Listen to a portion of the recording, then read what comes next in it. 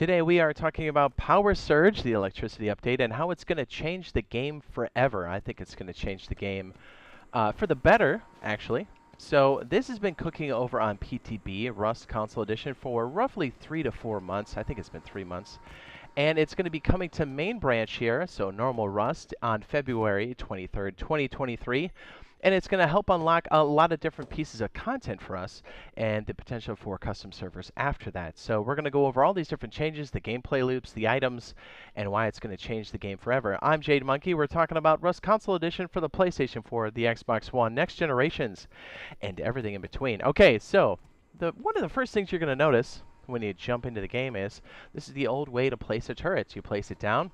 It already has a weapon. You add the bullets, you turn it on, you're good to go. Well, no longer is there going to be turret spam because now when you place a turret, you're going to see this. It's now an empty canister, and the turret does not turn on. So what does that mean for you? That means you can add a weapon, and yes, you can customize the weapon.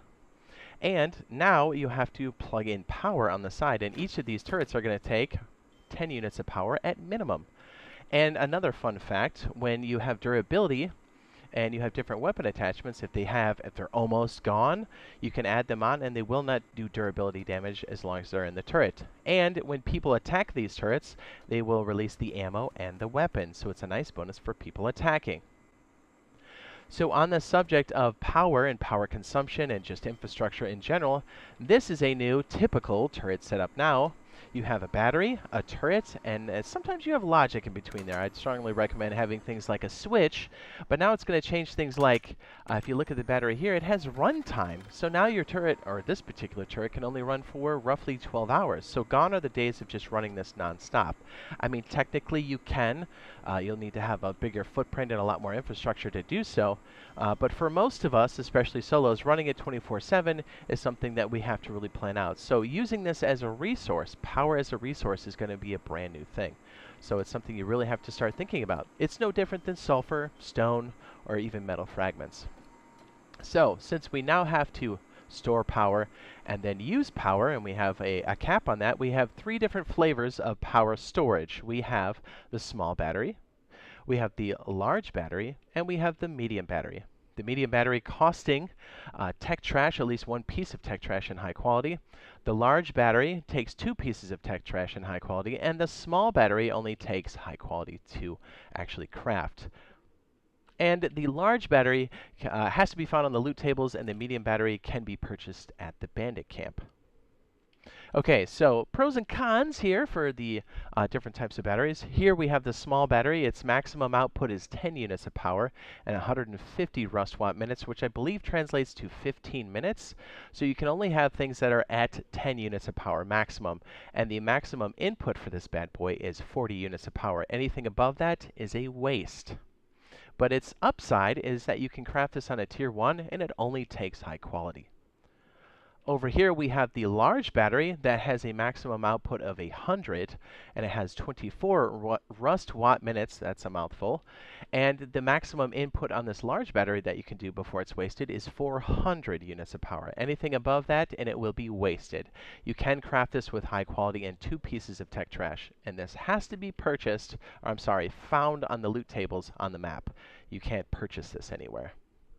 And our medium battery we have over here that goes for 9,000 rust watt minutes, and its maximum output is 50, and its maximum input is 200 rust power units. And this can, or I should say, it's, what is it, 9,000 rust watt minutes? And this can be crafted on a workbench 2, and this will cost you 1 piece of tech trash in high quality. But this bad boy can be purchased at the bandit camp for 75 scraps. So in a lot of cases, if you don't find this in the wild, sometimes it's just best to go buy it at the bandit camp. Just saying, it's a nice little tip. So already you can start to see a lot of this infrastructure that's needed just for this turret here, and other things like lights and heaters, but we'll get into that later. So with the storage here, you guessed it, you're going to need a power source or something to generate said power. So that leads us into our next topic here, power sources. We have 3 main power sources, one being the generator here that takes low grade. It's a bit on the loud side. You can purchase that at Outpost. We have the solar panels. It does a maximum of 20 units of power out. This can run only during the day, and it has a day and afternoon cycle. So you're going to have to face them at northeast and southwest as a nice low profile. And our third power generating source is the wind turbine. A lot larger, it needs a lot more infrastructure around it, and it's particular to wind direction and height. But this one, it definitely adds a larger footprint overall. Okay, so we've got over here, so if you're looking at all this going, hey man, this is crazy. I need some more in-depth pieces here and even some example stuff. I got your back. We have the Power Basics. I know this has been out for a minute, but it's really going to help you stay ahead of the game. So I'm going to go ahead and link the Rust Power Basics now in the upper right-hand corner. It's going to give you the rundown on everything and very useful circuits at the very end. So again, be ahead of the curve and make sure you're not that guy that's having a turret go on and off constantly, because other people are going to take advantage of it. People that watch our channel here, right? Right. Okay. So the other thing that's been added here is the computer station and the ability to add custom cameras. Not only can you peep over on monuments, but you can also set up your own custom cameras. Yes, the same cameras that you use to craft turrets can now be placed on the wall like so.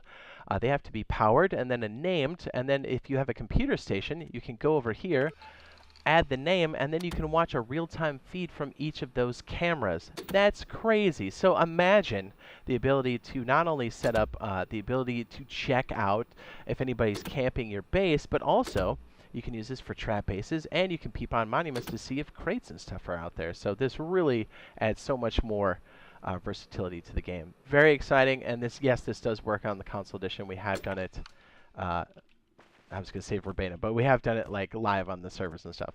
Okay, so speaking of gameplay loops and stuff like that, it's going to change the way raiding is done, both offline, or yeah, I guess offline, but both offensive and defensive. I mean, think about it. If you have to protect all your different power sources and your storage, power storage, excuse me, you're going to have to create infrastructure around that. So things like your battery are going to be stored next to your TC, or at least you should. You'll have to hide things like your wiring unless you want to point out exactly where your tool cupboard is, or even your battery cabinet. So you really want to start thinking about that. And I think for us, solos, duos, even small groups, this definitely opens up potential for us to raid those larger compounds that Zergs have, because they're going to get sloppy, and there's more points of entry because you can start to pick away at the defensive infrastructure, which is essentially electricity. So check this out. This hasn't been totally confirmed yet, but it kind of is. One of the other things that we're going to get in the future are going to be things like Rust Plus. What does that do? Well, Rust Plus can both interact with and get notifications from the game when you're both online and offline. So offline raid protection is going to be a thing. And you can see if there's different things inside of a storage box in real time with a storage monitor. It really opens up a lot of different things. It really helps those solo or even small groups from getting raided, or at least you'll know when you're getting raided, because a lot of times these large groups like to raid you as soon as you go offline. So this is really going to help that kind of stuff. And we do currently have the storage monitor, even though we don't have Rust Plus, which really kind of hints to the fact that we're going to get it. And they pretty much all but said it. We just don't know when that's going to come in. We know it's not going to be during Power Surge. We will get the storage monitor, for sure. As a matter of fact, I have a sneaky trap base that's based around it. I'll go ahead and link that video now in the upper right-hand corner. The sneaky trap base. So we have the storage monitor. We just don't have the hook into Rust Plus as of right now. And again, you can activate all kinds of things like doors that have door controllers, heaters, lights, even Tesla coils, and you can even see a real-time feed of your map and your teams, the people on your team on the map in real time, even when you're offline, which is pretty sweet. Really great for streamers, gotta say.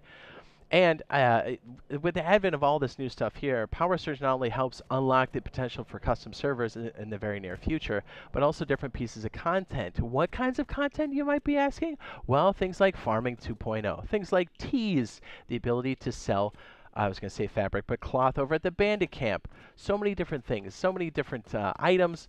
So the next big update is going to be Rust Farms. That is based off of electricity, because it actually needs it to run. So if you'd like to know more about Rust farming, that's coming in 2023, right after the Power Surge update, I'll go ahead and link that video now on the end screen.